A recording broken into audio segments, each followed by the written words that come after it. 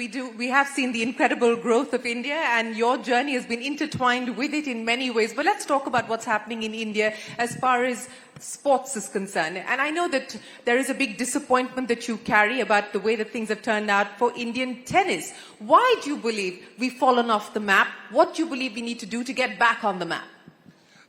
There's been great changes over the last 40, 50 years since the time I played, when I would go out on tour and people would often say to me the famous question, yes, you play tennis, but what do you do for a living? And I could never answer that question till I won my first big tournament.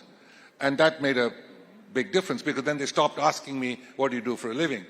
But the second question, which my late grandmother used to constantly ask me, I could never answer, and to this day I've never been able to answer. And she would always say to me, why do you have to go so far to lose? So I think when you look at sport in India, it has always been considered a sport. After tea, after your homework, come back in and do your homework. Your backpack is getting, bigger than you, that you're carrying to school. You have to give a priority to the fact that sport is going to take you further than you can possibly think. Nothing that I could have possibly done in my 7 decades of being around that could have bettered what this sport has given me. It has given me everything and more that I never would have expected.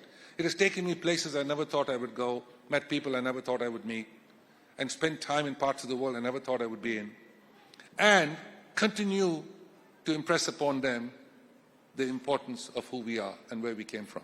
And I think those things are honestly vital for our own growth. No, they're vital, but what do you believe is the need of the hour? What do we prioritize? How do we look at public-private partnership in the context of creating the sporting ecosystem, in the context of creating a sporting culture? You go back to the 1980s when you started the tennis academy with Britannia in Chennai. Leander Paes came through that academy as well. What do you believe we should focus on today? Every sport is different. Every sport, the needs are different, the support family is different, everything is different. But the one thing that is constant is to have an incredible support system.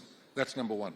Number two is the fact that in our sport of tennis, if there's a young family with 2 children, boy and girl, 5 and 7 years old, and you say to the parent, forget about education, don't do it. Don't send them to school. Let them go into a sport of their choice. Let's see how good they get. They're going to represent India at the very highest level.